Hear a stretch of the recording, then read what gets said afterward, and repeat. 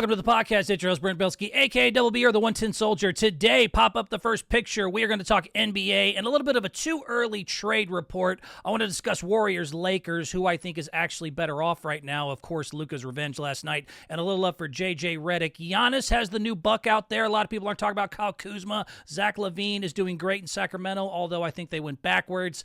AD and Wemby both go down. I want to talk about those injuries, and which I think was the bigger tragedy in Texas. The WNBA continues to show they're hypocrites. They did it one more time. I'll discuss that again, even though I'm getting tired of it. And how hockey sent the world on fire last week with their all-star format, and how the NBA should actually steal that. So a lot of things to get into, but let's go ahead and pop up the second picture here. Let's get into Luka's revenge. Last night, staring down Nico now. He says he didn't see him. That looks pretty clear. That picture went viral after the game, that Luka clearly saw his old general manager that gave him the heave-ho in one of the most shocking trades. And they've said in sports history, and I'm starting to really believe it, but as you know, most of y'all probably saw it last night, Luka got his revenge with his first triple-double as a Laker, defeating his now former Dallas Mavericks in a 107-99 win. And I really do. I think this is probably the biggest shock. Not just because no one expected it, not even Luka, not just because he's so young. I mean, at 25 years old, Luka Doncic is actually younger than Austin Reeves. I didn't even know that. He's actually younger than AR. But, I mean, you know, all the accolades, you know him, 5-time NBA first team, 2024 scoring champ, NBA Finals appearance last year, or I will continue to say I think that was a fluke. I think the biggest problem with the whole thing, and I think why most Mavericks fans are still upset, and this is the question that needs to get answered. How? Oh, how? With everything I just said, 25 years old, 5-time first team, scoring champ, all that other stuff, how did you only get an injury-prone Anthony Davis, Max Christie, and a first-round pick? That is probably the biggest dilemma in everything that they've done here in Dallas, including Nico Harrison getting that stare down from Luka after that game last night. That was hilarious, because that really is. That's the biggest dilemma to me, is how you did not get Austin Reeves and some draft picks along with everything else. If you want to shop Luka, shop him. I think we've all agreed to, you know, maybe his conditioning, which I'll get into here, is a problem. But still, not getting enough in return was just hugely apparent last night in the game. Now, to be fair, Dallas was not 100% last night, not even close to 100%. Not just Anthony Davis, their best 7-footer was hurt, but every 7-footer was hurt. Powell was back, but he was just coming off injury. Lively was out. Gafford was out. It clearly was a problem last night against the LA Lakers. They were out-rebounded 57-45, outscored in the paint 52-34. They just didn't have the size to compete with the Lakers, who now would be able to put Luka at like a 2-guard or a point guard if they want, along with LeBron, are big as shit. I will say that Kyrie Irving is not getting enough credit this year. Shout out to Kyrie, who has been mercurial, kind of aloof a lot of years. He is in the best shape I've ever seen him. And all the reports say right now that Kyrie Irving is really ready to lead.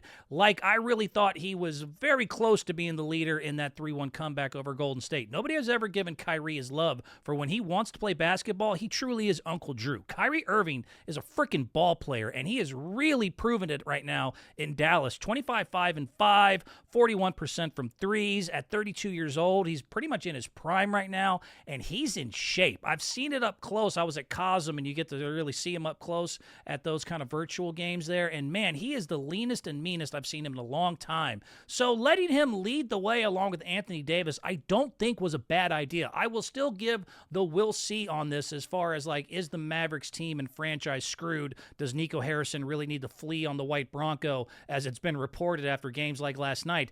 I don't know, because I think Kyrie really is ready to be the top dog once again. I think Anthony Davis, if healthy, is still a very good player. I do understand what they were trying to say about culture matters. Luka was fat, 270 pounds. His commitment was an issue. We didn't know if we want to pay him $350 million.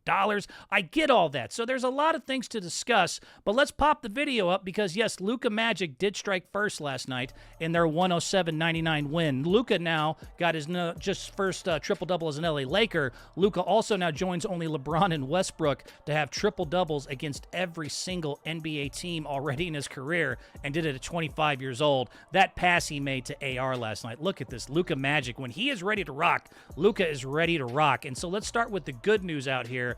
I mean, the 19-15-12 leads the Lakers to a now 15-4 record in their last 19 games. keeping Austin Reeves was just humongous. He's averaging 19.2 and 6.1 assists right now. So they have a true three-headed monster. All sorts of guys who can break you down between AR, LeBron, and Luka. LeBron, the aforementioned, looks born again. He's had two 40-point games just in February. He's averaging 25, 9, and 8 this year, which is bananas for a 40-year-old in like his 21st season. I think keeping Connect was also a big deal. I like what Jackson Hayes has been doing. I don't think you need a 7-footer to do anything but that, just dunk the ball and block shots. So I think keeping Connect as another shooter really helps Luka, because it was just so apparent last night. If you try to focus on Luka too much, this dude can just pass and distribute and dish. He sees the court. He gets it to where it needs to be. He's been averaging 9 assists over his last 3 games. He also looks active and engaged on the defensive end and rebounding. He had 36 rebounds the last 3 games. That's 12 per game. If he kept up that pace, he'd be tied for 3rd out there with Giannis and Anthony Davis. The Lakers are now 35 and 21, only 2 games out of 2nd in the West. And like I said, with the roster constructed, not having to give up much and keeping AR, they got shooters all over the court. Rui, Finney-Smith, Reeves, Vincent, Connect, LeBron shooting 40% from threes. And the way he's able to see the court, as you see it again, that behind-the-head pass was absolutely phenomenal. Luka's not even Luka yet, and they're already looking pretty damn impressive. And he's already starting to figure out some ways to space the floor and find open guys and knock down shots. But, I mean, he is still out of shape right now. He's only had one 20-point game so far in all of 2025 between injuries and kind of still getting back into things. But if they keep this up, this is a real threat in the Western Conference. I mean, this is a team that is nicely constructed all the way around, and not losing 15 was so big to the process here. And I think they really do have a shot to make some noise out there. The bad news, though, let me go ahead and cut to, I just gave you a whole list of good news, Lakers fans. If you can hit the picture here for me, he's still fat. I don't care what you say. Luka Doncic telling me to lose weight is fat. Oh. I mean, I'm getting tired of making this argument, but I keep seeing it. So last week I told you he's the only other 6'7" NBA player to be currently listed at 270 pounds. The other one was Zion Williamson. So I'm putting them side by side because right now they're on polar opposites of the same problem and the same spectrum, because Luka is out of shape and Zion is absolutely in shape, and you're seeing the difference right now because, like I said, good news, he had a triple-double. He looked great. He had 19, 15, and 12 or whatever, and all that's phenomenal. The problem is, though, 12, and 7 of that was in the first half because he was absolutely gassed. I only showed you first half highlights. I didn't show you the second half lowlights where they had to eke their way to that victory as Luka was sucking wind,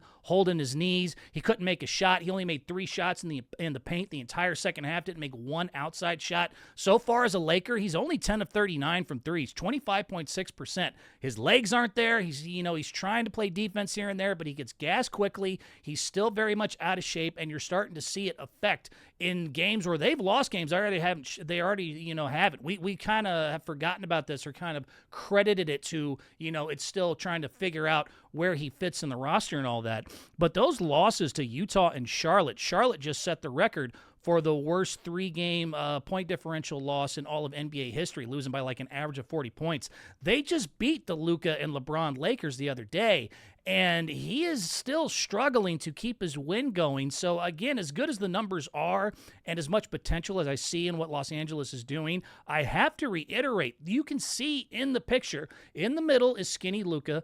On the right is fat Luka from Dallas they got rid of, and on the left is Luka now, where, I mean, he's still, you can see, he's like me. He shows the weight in the face. He just doesn't look the same. Meanwhile, Zion, who we've killed forever for having weight issues, that used to be him on the bottom there, is now down to 264 pounds. Zion, shout out to Mr. Williamson. He is doing phenomenal. He has the lowest weight he's been at since college. He's lean, he's mean, and right now he is kicking absolute ass. No one's paying attention to the Pelicans because they're not any good. But Zion is averaging 25, 6 rebounds, shooting 61% from the field in February. He had a 40-point game the other day against Sacramento, 33, 9, and 7 against them as well in another game right after that. And Luka, the other side of the ball, is again having, flashes and moments of brilliance here or there, and he's running out of gas because he is out of shape. And so I really do still feel some sympathy towards the Nico Harrison decision and why he made it, because the visual, I think, helps explain a lot of this. He is still out of shape. he is still currently a little bit puffy. Oh, very good, fat man. As good as he is, as great as he is, as young as he is, and as dedicated as he looks right now, he does look more active and everything else. He's going to have to play his way into shape, and hopefully as he tries to play his way into shape, he doesn't hurt himself. That's another thing to consider, is that when you carry this extra weight, ask the Sixers and Joel Embiid right now, they don't know when he's coming back again. They keep having to take him in and out. Now I believe he's out again, has been the latest reports, because he's carrying too much weight. When you're an NBA player and you have all of that and you're trying to put all this pressure on your knees and joints and do all the things, and especially in the beginning when you're trying to force yourself back into it, it is always a cause of concern for injury. Luka's been playing some heavy minutes. He's had, again, moments of brilliance, and overall I think the Lakers are good to go.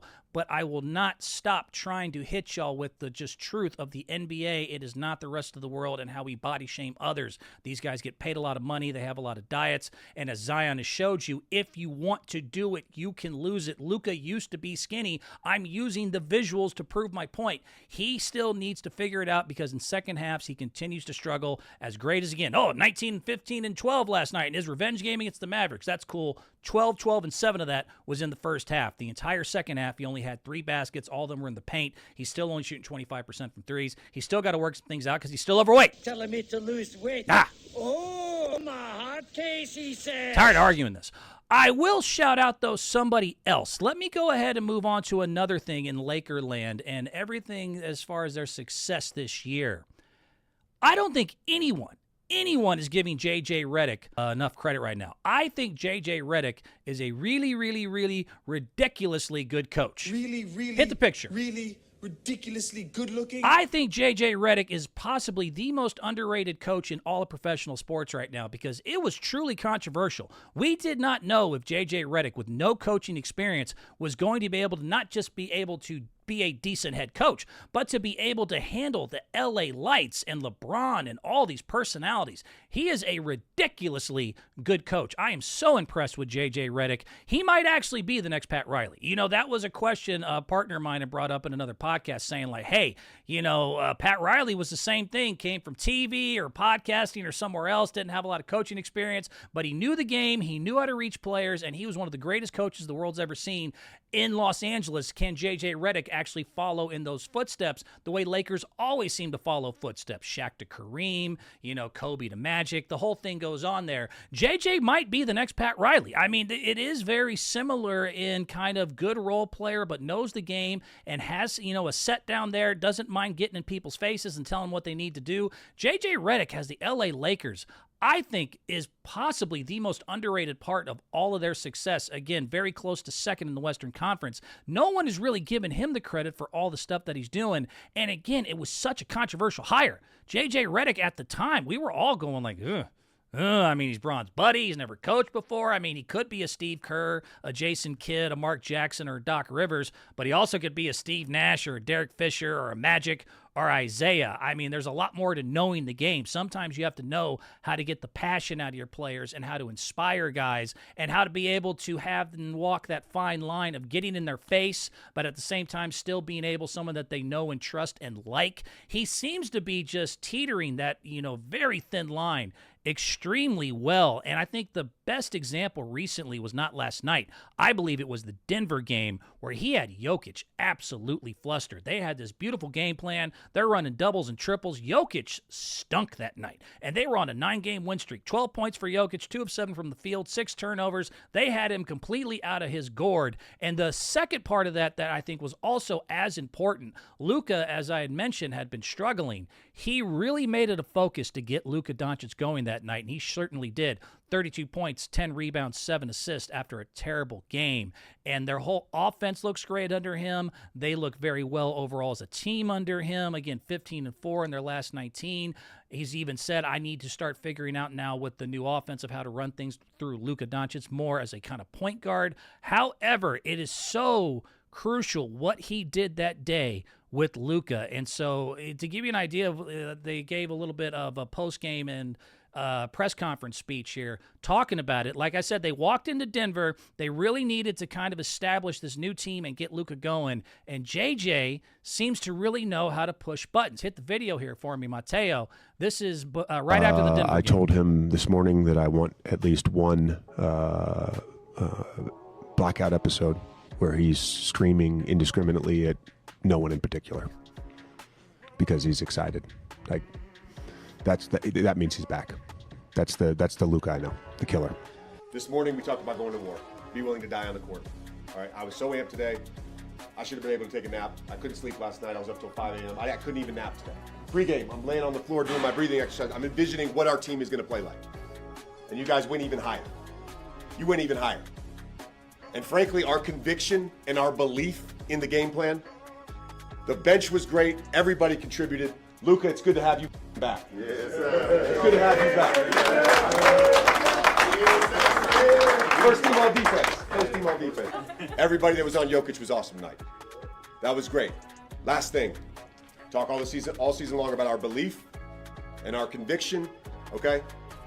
Hope that was fun. If we play that hard for the rest of the regular season, we're gonna be just fine. That should build your belief. It built my belief in what we can accomplish, all right? It was awesome. Let's go.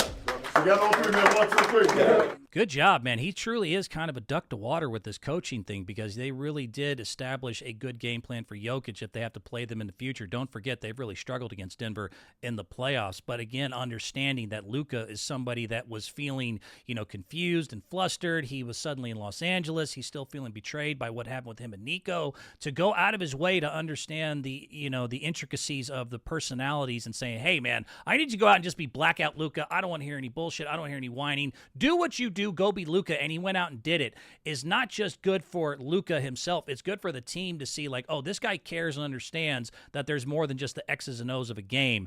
I think you got a ridiculously good coach, pun intended. Really, Shout out to JJ. ridiculously good looking. He's doing a hell of a job, and I don't think he's gotten enough love this year for all the success that Los Angeles has had as far as, again, 15-4 in their last 19, maybe already, this close to second place, looking like they could really make a finals push this year, which is something at the beginning of the season we didn't think was an actual reality. Still had a lot of questions. A lot of them are getting answered, and a lot of them are in the positive. So shout out to JJ. I want to stay on Lakers-Warriors. I said I'd talk about this. I want to talk about who I think is actually better off. I noticed this has been an interesting beef or debate between Warriors and Lakers fans, two of the most popular teams. So hit the picture here for me. Mateo. Who's better off, Warriors or Lakers? I think that's a very fascinating question, as two of the NBA's biggest stars somehow are the biggest winners at the trade deadline. Of course, Jimmy, really did fall into the Warriors' lap for a lot less than I thought they had to give up, and Luka was absolutely stolen out there in Los Angeles. I still, like everyone else, I'm wondering, dude, AD, Christie, and a first, that's all you had to do to get Luka? You didn't have to add AR. You didn't have to add Reeves and 3 first-round picks. I mean, Reeves is only a $13 million contract. You could have worked that in. That would have been a sticking point for me. So first thing I will say is that I will say because they were able to get Luka for damn near nothing, I would have to give the Lakers the advantage along with their better record currently, because 35-21 and this close out of second place in the West is much better than the Warriors, who are still in the play-in trying to work their way up. And I'll also say, though, on the other side, the schedule is going to be interesting, though. Don't brag about that record too much, as you've had some struggles against, not that great of teams in Los Angeles. Your schedule gets a lot harder, and the Warriors gets a lot easier. The Lakers coming up have Minnesota, Clippers twice, New Orleans, New York, and Boston in their next 6. Meanwhile, the Warriors out there have like Orlando, Philly, Charlotte, Brooklyn, Detroit, and Portland, their next 6 of 7. Just, silver platter, silver platter, silver platter. Just had a very impressive ass-kicking to Charlotte last night. So I will say early on, because of what you only had to give up to get Luka, I would say the Lakers are currently better off along with their better record, because AD, Christie, and a first was highway robbery. How Austin Reeves was not included in that with 3 first-round picks is beyond me. But I will say the Warriors didn't just get a Jimmy. We got a happy Jimmy. And we got him for Andrew Wiggins, Slow-Mo, Dennis,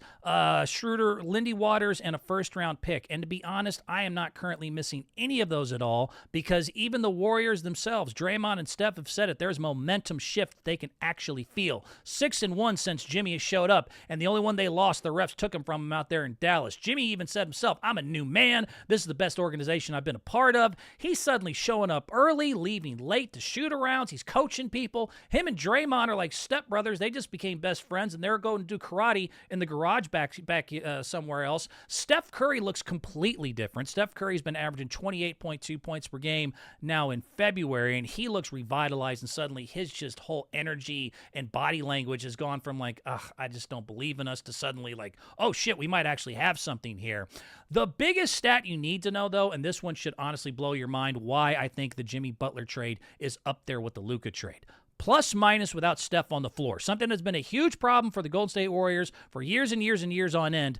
This year so far, without Steph on the floor for the season, they have had a negative 90 plus minus rating. However, since Jimmy has showed up without Steph on the floor, they are still plus 30 without Curry on the floor. That is unheard of. That has not happened since I don't know when. Again, along with their easy schedule, they are doing so good in so many categories since Jimmy showed up. Not just the 6-1 record. They are top 3 in plus minus. They're top 3 in assists. They're top 3 in steals. They're top 3 in turnover differential. They're not turning the ball over anymore. We're actually taking advantage of turnovers. Again, something that never happened for the last few years in Golden State. So other than the record with him, it's the body language, it's the lack of turnovers, it's the, overall ability to win without Steph Curry on the floor, not have to rely on that poor guy at 37 years old, about to be all day long, having that second option. There have been so many things to where I do think it's a bigger question, or a at least fairer question than a lot of people would give credit for. I think everyone immediately, because they look at the stars, go, oh, Luka and the Lakers won easy.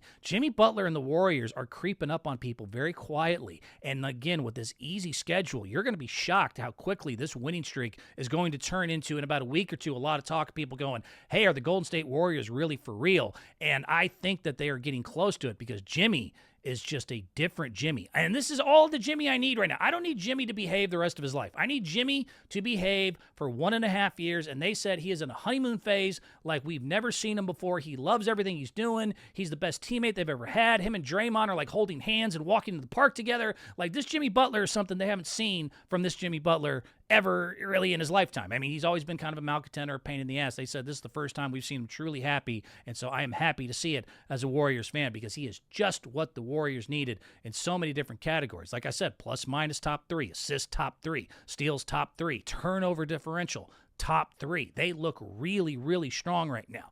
But the main thing that Jimmy does, and nobody is really focusing on this enough. I hear people talk about it, but as a Warriors fan, y'all need to listen to me. The main thing Jimmy Butler does better than anything that makes the Warriors true contenders and right up there with the Lakers, in my opinion. Hit the video here for me, Mateo. The most impressive thing Jimmy does, besides, again, we're top 3 in plus minus, steals, turnover differentials, assist, 6-1 record, all that's great.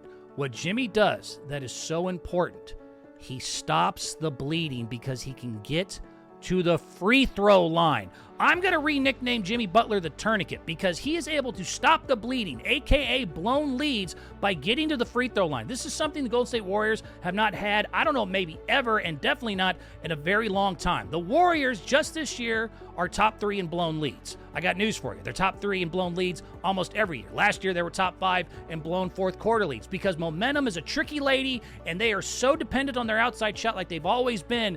I have watched 15-point swings just dissipate in a matter of seconds. It is unbelievable how quickly they used to be able to lose leads. Now with Jimmy Butler being able to do what he does, which is draw fouls, get to the line, stop the momentum, make everyone kind of reset, and be able to let them kind of take a breath and then stop that, again, that bleeding, that blown lead. It has just changed their entire lives right now. The Golden State Warriors as a team, just so you know, are 26th out of 30 in the league at free throw attempts. 20.7 per game. Steph Curry is 50th in the league in free throw attempts. Now, I could argue he is the least treated properly superstar of all time with foul calls, but that's a whole other conversation for another day. Jimmy Butler averages 8 free throw attempts per game. That puts him at 3rd in the league, only behind Giannis and SGA. The first game Jimmy showed up, they gave me this stat. This is all you need to know. He had already had 7 games just this year where he had at least 10 free throw attempts. The entire Warriors roster combined only had 7 players have 10 free throw attempts all season. He'd only played in 25 games so far at that point. So I love everything about Jimmy. I love his leadership. I love his defense. I love his intelligence. I love his toughness, his one-on-one ability, his passing, his clutchness. All that is great. But the biggest thing Jimmy does over and over and over is stops bleeding. He stops runs. He stops them from blowing leads because he gets to the free throw line. That is something they have never had before, and it is just an entirely new team, not just the swagger, but the ability to keep things from just going off the deep end. I am loving Jimmy Butler out here in Golden State. Just behave for a year and a half. Steph will probably be at the end of his rope by then. A year and a half is all I need out of Jimmy. Then you can go as crazy as you want. You can start fights with Steve Kerr. You and Draymond can start a fight club in the backyard. I don't give a shit what you do. Just behave for the year and a half the way you're behaving now. Continue to play aggressive the way you're playing now, and I will be the biggest Jimmy Butler fan. I'm going to get my own emo haircut and go nuts myself. Go Jimmy, go Warriors. I still will say the Lakers have a little bit better situation currently because of the Luka thing, but I think the Warriors are closer than a lot of people give them credit for, especially because Jimmy and his ability to get to the foul line. All right, moving on. I got two more quick guys I want to bring up in NBA trades that have not really been discussed enough. I'm going to give me a quick 1-2 punch here. Want to talk about King Lavine quickly. Sacramento Kings. Hit this video here for me, Mateo. Zach Lavine, y'all don't get it, and I'm going to tell you this. Zach Lavine is having a good year in Sacramento right now after the trade. He is a Klay Thompson who can dunk. No one gives Zach Lavine enough credit for how much he's developed his three-point shot. Just the other day, 8 of 9 from threes, 42 points. He is such an underrated shooter. Do you know that he's a career 39% three-point shooter? He was 45% this year in Chicago. He's 43.6% for the year. That's top 10 in the entire NBA. He's the only one in that top 10 at 43.6% that is shooting at least 7 threes per game. That is actually making more three-pointers per game than Luka or Klay Thompson himself, and he's 22nd in scoring, but I don't think anyone gives enough to how much he reminds me now of just a Klay Thompson that can dunk.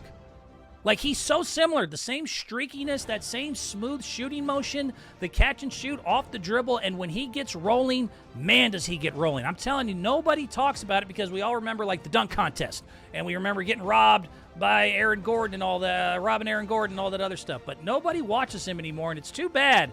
And Sacramento's kind of stuck in that same boat because his shot has become so underrated. And the more I look at it, especially games like this, 8 of 9 from threes, I'm like, dude, that looks just like Klay. I mean, just running to the three-point line, not even thinking about it, no hesitation, just splash, splash, splash, splash. He has really become maybe the most underrated shooter maybe in a very long time. I'd say at least the last 20 years. Zach Lavine can really shoot the basketball, and I know a lot of people think I'm nuts going really like Klay Thompson. Yes, at least Klay Thompson currently. Zach Lavine is just as good a shooter as Klay Thompson. As a matter of fact, he makes more threes per game this year than Klay Thompson at a higher percentage, so I'm not crazy for saying it. I will say, though, Kings, I'm sorry, you've gone backwards, and it's not even really your fault. From what I understand, the De'Aaron Fox trade to get him there was kind of forced. That is probably, of all the things that also don't get discussed enough in the NBA, besides why did the Lakers, get Luka for basically nothing from Dallas? My second question, why did Sacramento Kings really fire Mike Brown? I want a real answer on that, because that's the reason they said De'Aaron Fox left, who really was, I think one of the best players in the league that nobody really discusses, and him and Sabonis have had a very good thing going. They've been that close for the last few years, so having to let Fox go because he was that upset, very close with Coach Brown, why they fired him, I just truly don't understand. I watched him personally outcoach Steve Kerr on more than one occasion, and to know that he was so close to your other superstar, which then led to him being traded and you getting Lavine, as much as I just praise Lavine, Lavine's just a scorer. Like, I like Lavine. I think he's an underrated shooter, obviously, but he is just a scorer. De'Aaron Fox is a star. Zach Lavine, at best, should be a third option on a championship team. So, Kings, I like what I see with Lavine, and I think maybe, with a little bit of a bigger market, he'll get some credit for some of the improvements that he's made. But I still think as a team, man, you've gone completely backwards the other direction. Honestly, Sacramento contending for the next at least 3 to 5 years unless some other big move is made. In a other quick note, the other side of the conference in the East, I think this team did find the third scoring option that they needed in order to make a championship push. Hit it again for me, Mateo. Kyle Kuzma is really making Giannis see stars. This young buck is really starting to impress me as he got kind of his own revenge game. It wasn't quite Luka back in Dallas, but he went and played the Wizards the other day, had 19, 8, and 5 assists, and we'll call it Kyle's revenge. But so far in 8 games with the Bucks, Kyle Kuzma's playing some basketball, man. 15.3 points, third on the team, 7.3 rebounds, third on the team. And he's fourth on the team right now in 2-pointers made because he's actually going to the lane and using his size. Most people don't realize Kyle Kuzma's 6'9", 221 at small forward. He's a big old boy. You put him next to Giannis, Lopez, Portis and all that. You got some big lineups you can play with out there in Milwaukee. And if he's engaged and he wants to do things besides just chuck up shots like I have seen him do the last few games and get to the basket and be aggressive and use that 6'9", 220-pound frame along with his very good shooting, which can be streaky, but it is also impressive. He sometimes struggles at the free throw line, but I love even seeing this. He got the rebound himself and put it back up, showing a lot of energy and fight. I mean, being stuck in a Washington will do that to you. Being stuck on a shit team either turns you into complete just laissez-faire player, or you finally get on a contender and get inspired. I think the Bucks actually have possibly the best third option they could have gotten, Kyle Kuzma, who's still at 29 years old, fits a lot of different things, does a lot of different options, and gives them a lot of different, opportunities to, really give a New York, especially Indiana, and even a Boston and Cleveland some problems. While I don't think Lavine should be your number one option in Sacramento, I think he should be a third option. And contrary to that, and other ones I've discussed, I think Kuzma is actually a great third option and looks like he can actually make Milwaukee, who's only a half game right now to fourth place, which would be home court advantage, a very serious and least discussed threat out there in the Eastern Conference.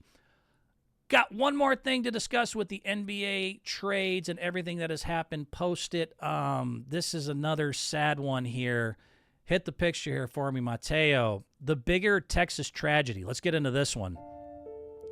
Wemby or Victor? Oh, no. And I almost don't want to be too sarcastic or silly here because, one of these is pretty serious. But the, question of who is in a bigger, sadder situation out here in Texas due to injury? Is it the Dallas Mavericks and Anthony Davis or the San Antonio Spurs and Victor Wembanyama?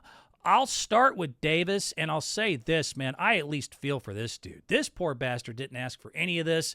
He has been protested and booed and God knows all sorts of other stuff, and in the very first game gets injured after he was rolling. By the way, I mean, Anthony Davis, that game in that 31 minutes had 26 points, 16 rebounds, 7 assists, 3 blocks. I mean, he looked fired up. And, of course, the very first game he gets a chance in Dallas to prove himself, he goes down with an abductor strain. Now, they at least said he's able to avoid surgery, so that's good news for Dallas. I think, if you can get him back healthy, I like the roster you have constructed around him. I do not completely agree with Nico that you're even better than you were before, but I do think you actually have some good pieces there. They said it'll be really reevaluated in 1.5 weeks now, something like that, so we'll see. If he can come back and be the Anthony Davis who at least been somewhat healthy the last couple years, I don't give it that much of a worry. I know it's hard right now not to panic watching you lose to Luka and the Lakers and having all your 7-footers hurt. But, I mean, it's still a longer season than you think. If Anthony Davis can get himself swinging by the time that, we roll into the playoffs when it really matters. That was an impressive start. 26, 16, 7, and 3 blocks in 31 minutes tells me that he wants and is ready to try to really prove that he was worth the trade that was made. So you're going to get the best Anthony Davis possible as long as he's healthy. Of course, that's always been the question, which again begs the question, why didn't they try to get somebody else younger along with Anthony Davis, another star like an Austin Reeves? In San Antonio, though, and I mean, this just kind of shocked everybody. This came out right after I'd done the podcast last week, that 21-year-old Victor Wembanyama has a deep vein thrombosis, a.k.a. a blood clot in his shoulder, is a huge what if that could really be seismic because he was up next. My whole podcast last week was based on how Victor is up next. And now with this blood clot in his shoulder, which is rare on 2 parts. One, they said only 10% of these actually go into the upper arms and body. And it's even rarer to happen in somebody that's a 21-year-old young athlete like Victor is. This can lead to deadly complications. So there is at least possibility of retirement, which is crazy to think, how much different a week is. He was doing great at the All-Star game. Looks like the next big thing. A day later finds out he might have to retire. Now, everybody points to the Chris Bosh, and I mean, yes, that's one of the examples we have. Chris Bosh famously had blood clot issues and was kind of tall and skinny like Victor and was never able to recover and had to cut his career short. However, Brandon Ingram and Oscar Thompson Osser, whatever, I'll say it right. The Thompson twin and Brandon Ingram are on the other side of the coin of they've also had the same issues with blood clots, and they've been just fine and been able to continue. So it's a tough question. If you ask me, like, what's the bigger, more concerning deal? Anthony Davis could be, because honestly, this is just a continuum of the problem and why Los Angeles didn't feel that bad about letting him go. He's constantly injury prone. As great as he plays, he always gets hurt when it's important, and god dang it, you can't count on that. Or do you say in San Antonio, look, just because Ingram and Thompson are doing better, we just watched Chris Bosh not that long ago have to retire. This was supposed to be the next thing. This was the star of the league, and suddenly we might lose him out of nowhere to blood clots that nobody, including Victor, saw coming. It is a rough question of who is actually more screwed, or at least has more reason to worry out here in Texas. Both of them are absolutely tragic and could have very big long-term effects, or they both could actually just, be short-term. Anthony Davis can come back and maybe be as healthy as he was just a couple years ago, and Victor might be able to be, again, like Thompson and Ingram, and not like Bosh and say, dude, I was able to work it out 6 months, got my blood thinners, I'm able to roll, and now, next year we can really push. So I'll say Victor, just because it's more like he's so young, man. He's 10 years younger. He's 21 years old. This kid is just, he's right there. He's right there, dude. Sometimes life sucks like that. You're right there and you think you're about to do something and it just comes out of nowhere. Nobody saw this coming, and such a rare and, odd injury for him to have that could truly be a career ender. I'm optimistic. Maybe, my pessimistic, cynical side took a nap today. I'm actually optimistic because I've seen it happen more recently with other players that I think he'll be fine. And I think the other part, too, is that it's the Spurs. Let me use a little bit of my old bias to kind of help you with optimism out there in San Antonio. I actually see this possibly. There's at least a world where this could actually be the best thing that's happened, not just to Victor and the San Antonio Spurs, but their franchise going forward. And I'm not trying to be silly or sarcastic. If you can hit the picture here for me, or the next video, this could be the perfect example of we'll see. And what do I mean by, I always try to explain people, we'll see. You never know good or bad until time plays out. The Spurs have been here before. Is it sad news? Obviously. Your 21-year-old 7'4" phenom having a breakout year was 24 points, 11 rebounds, 3 blocks, 35% from threes on 8.8 attempts, is suddenly out with an unknown amount of time with that blood clot. Your coach thought he'd come back from the stroke. Suddenly he's out for a very long time, at least the rest of this season. He may never come back. You just traded for De'Aaron Fox, and he's only got a year and a half left on his contract. If these guys aren't able to come back and be what they were, he's probably gone too. However, I will remind you, it also looked this bad in 1997. Spurs fans will remember this. The rest of the NBA needs to understand why I say we'll see. In 1997, after some good runs, the San Antonio Spurs MVP, David Robinson, played only 6 games that year. He had injuries to his foot and his back. He was out for the season. Sean Elliott then misses half of the season as well with injuries. Chuck Person misses the whole season with a back injury. Long story short, 20-62 record from a once good team. They fire their coach Bob Hill, and it looks like they're going to be 3rd or 4th in the lottery because the Celtics had a 36% chance to get the number 1 pick with 2 picks in the lottery. And in the end, what happened was the coach that they fired was replaced by some guy named Greg Popovich. They get the number 1 pick, which they used to then draft Tim Duncan from Wake Forest. They form the Twin Towers. David Robinson comes back healthy the next year. They win 2 titles in 6 years. And then as they continue to have their success, they end up picking a guy named Tony Parker, 28th overall a few years later. Then some guy named Manu Ginobili, 57th, right after that. And they go on one of the greatest franchise runs of all time. So there is at least a world and a possibility where Wemby comes back fine, just like a Thompson or an Ingram. Popovich returns healthy and motivated. Fox, with this time to kind of be the man, gets even better than he was before. The Spurs maybe fall to like 5th place in the lottery drawings and get like a 10% chance of getting number 1, possibly go getting like a Cooper flag. The next thing you know, you got your 2 lottery picks. One of those is Cooper. You got another pick next year. You got 36 picks over the next 7 years. You got a healthy Wemby. Maybe he learns a skyhook. Fox has gotten all sorts of mature. Pop comes back motivated and ready to go. I mean, it's at least you got to give me, and there's at least a world that this could actually be what goes down, that the Spurs, who weren't going to win anything this year anyways, come back 10 times better than they ever were, just like they did back in 1997. I'm not sure. That's why I say we'll see. But prayers up to Victor. I hope you come back healthy. it is way too soon to have you worried about having to retire. And Pop as well, hope you're healthy and come back soon. We'll see. Something I don't need to see anymore, and I'm going to talk about it. I'm tired of this shit, and it might be the last time I talk about it. I don't know. If you could hit the picture here for me, Mateo. WNBA were hypocrites one more time. One more time. Like, I'm over it. I'm over it. If you don't want to listen to me, that's fine. Maybe I'm not the vessel that you want to listen to. But somebody needs to be able to get in these girls, get their attention and be able to tell them the truth, which is that you can't only want rules to be enforced when they benefit you. You have become hypocrites year after year after year, and you blame everything else for why we have a problem with you. And once again, you did it one more time. One more time.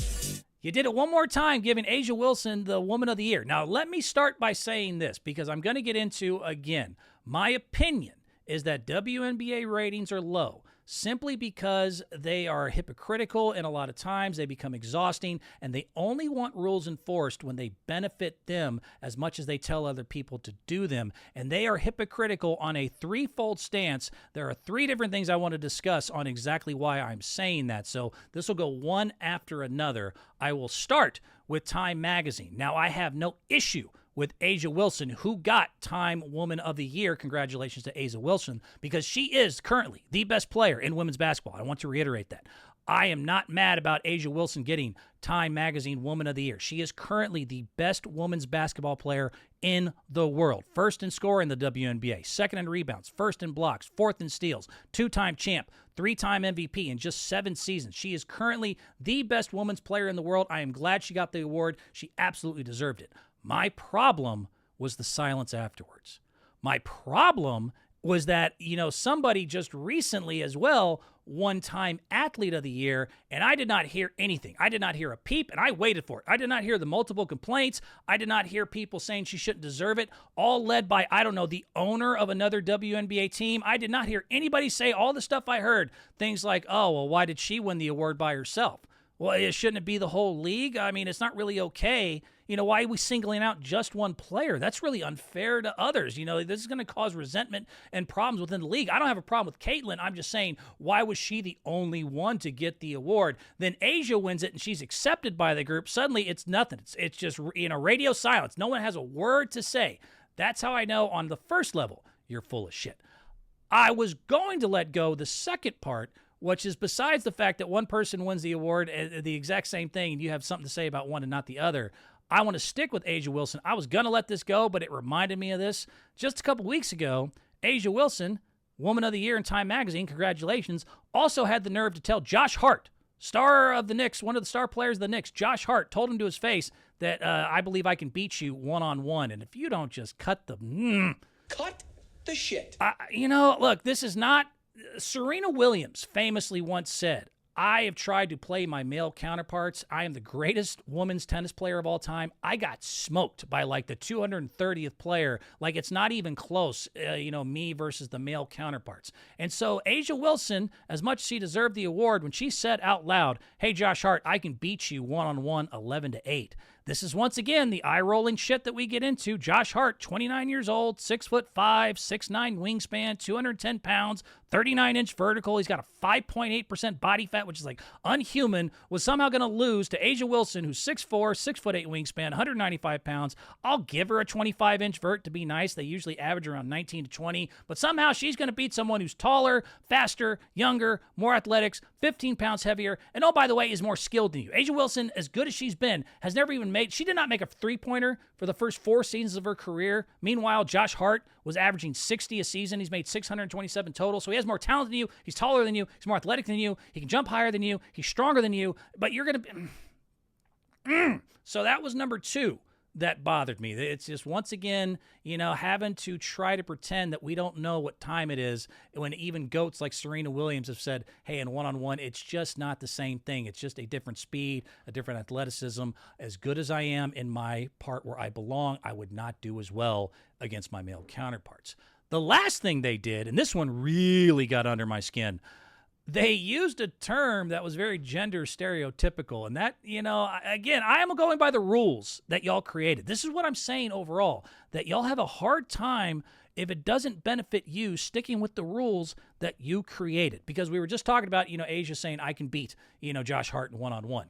There was also a one-on-one discussion earlier this week because the NBA All-Star Game continues to struggle. They were saying, why don't you have a one-on-one tournament like Unrivaled did? Unrivaled, the 3-on-3 league that the WNBA girls have put up, had this great one-on-one tournament, and it was a lot of fun. So it got into a discussion of should the NBA, adopt this one-on-one tournament. And the only thing that bothered me was how many of them, including women like Candace Parker, Stewie, and then Collier, kept using the term man up.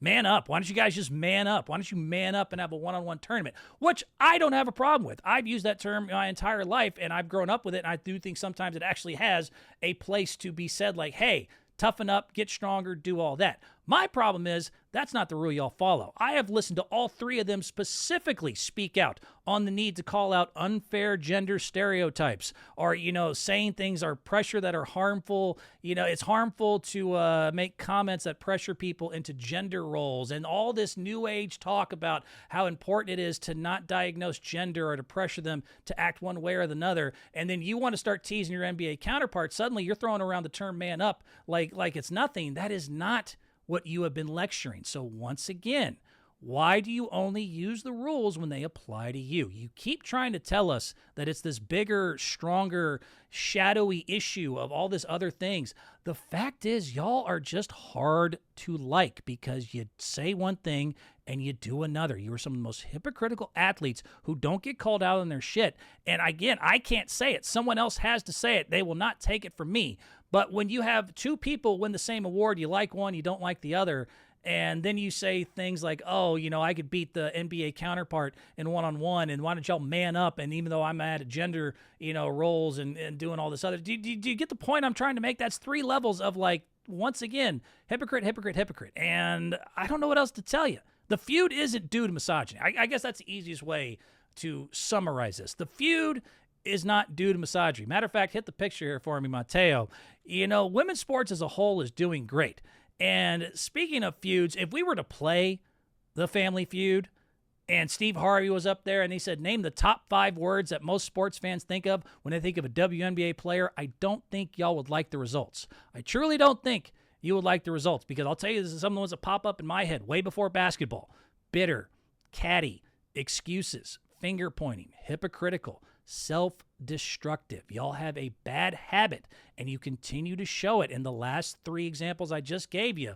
Whether it's, again, one person winning Time Athlete of the Year, you have all sorts of problems with her being individualized. Next thing you know, somebody you like wins Time Woman of the Year, you got nothing to say. You say things afterwards, that same athlete saying, stuff that we know isn't true of like, oh, I could smoke an NBA player who's taller, stronger, faster than me, 11-8 and one-on-one. Then you try to lecture us about the importance of gender, roles not being trivialized or people being pressured into doing certain things and lecturing. Then you throw around the term man up when you want to make jokes to the NBA about their one-on-one and not being able to, have the balls, quote unquote, to take it on. It's hard. It's hard to not sit here and go, dude, I don't know what to tell you. I don't think it's truly, as I watch other women's sports do all sorts of money and views and success, that I can sit here and watch y'all isolate and continue to not get what you need and continue to have your fingers going everywhere. But here,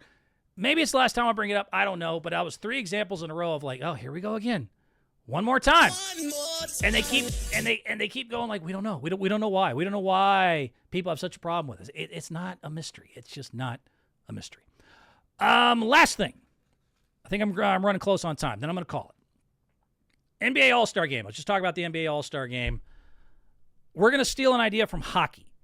Hockey really did a good job as USA versus Canada was insane. I don't give a shit about hockey, and I had a blast watching this, and so did everybody else. They call it the Four Nations Face-Off. If y'all didn't catch the Four Nations Face-Off, hit this next one here for me, Mateo. This was absolutely insane, and I was not the only one that enjoyed it. Hit the play button here for me if you don't mind. It was a hockey all-star thing that they did instead of their regular all-star week, and it got a combined 16.5 million viewers. That is absolutely insane. This was a temporary replacement to last year's NHL All-Star Weekend. They got Canada, Finland, Sweden, and the United States in a round-robin format. And, dude, this thing really took off. As you can see on the bottom, we started fighting. Apparently, Canada, in the first matchup against the United States, which was a very good game, booed our anthem because of stuff that's going on politically and everything else. So Americans said, word. We started 3 fights in 9 seconds.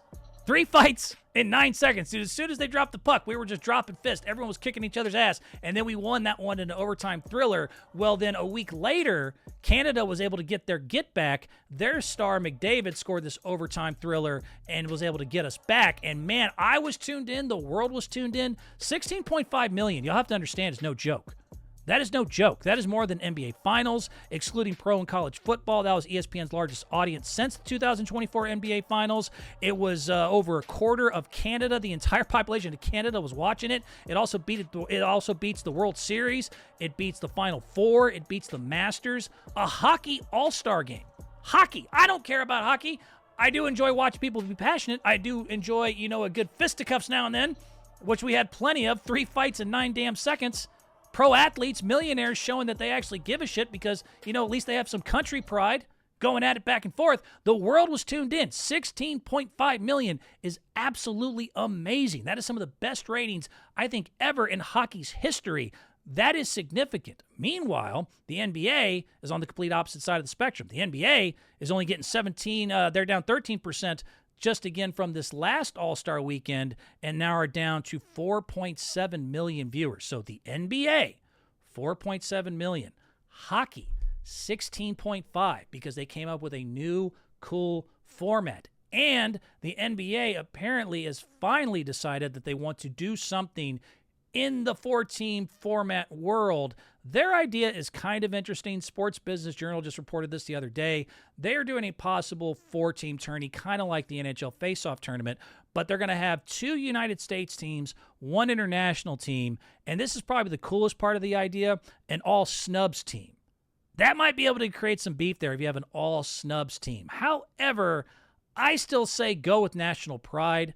I have a better idea, and I hope you guys like it too. I like that idea, and I will support Hit this it. last one here for me, Mateo. I want to do the NBA Four Nations face-off because the world has become so international, the basketball world, that you could actually have this, and it could be truly just as good. Hopefully we can get some fights too. I don't know if we'll get all that, but it might be just as good or better than what we saw in the NHL, because if you put these 4 nations together, USA, Canada, France, and I'm including the Balkans, and I'll explain why in a second. We got some really good rosters. The United States would, of course, have people like Steph, LeBron, Anthony, Tatum. They'd all be on that team. Canada would be stacked. They'd have SGA, Jamal Murray, Dylan Brooks, Andrew Wiggins, RJ Barrett, Olynyk, Powell, Lyles, Benedict Mathurin, Zach Edey. France, of course, is the new group. They've really started to take over the NBA. Not just Wemby, if he can come back healthy, fingers crossed, but they had a bunch of draft picks this year. They also got guys like Killian Hayes, but Ricochet, Gobert, Batum, Alex Sarr, Yabusele. They had a lot of talent there. And then the Balkans would be my 4th, because the Balkans is a group of countries that includes both Serbia, Slovenia, and Croatia. So we'd be able to have Jokic and Luka along with like Bogdanovic, Nurkic, Saric, Zubac, Jovic, Micic, and those guys there. But that's a hell of a 4 nations face-off. I think that's just as good or better than the NHL one, because honestly, it was all about USA and Canada.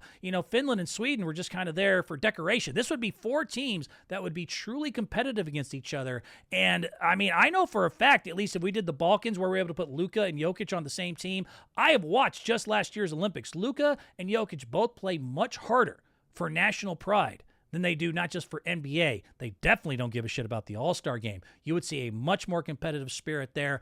I kind of like what the NBA came up with, having an international, a couple of US's and a snub. I think, though, the best way to try to inspire these guys is not keep changing the formats, not keep trying to do gimmicks, not having Kevin Hart come out and do 27, improv minutes in between each quarter. You need to have something that goes beyond just the NBA or money itself. National pride. We just saw it in hockey. I don't think they'll be quite as passionate. Hopefully, we might not see 3 fights in 9 seconds. But I do think if you can get USA to get some, feeling about it, Canada will definitely, we've been beefing currently. France has always, had a thing against America, let's be honest. And the Balkans, the only time I've seen Luka and Jokic actually try is for their country. This is my best solution. I think it's the best one out there. I like that idea, and I will support it. Let me know what you think. I actually think that's a good idea. Canada booing our anthem. Not real anyways. They're not even a real country anyway. Take that, Canada. All right, I got to go. I will talk to you next week. You guys enjoy it. And, I'm just lying, baby. I love all of you. I love all the countries equally. Bye.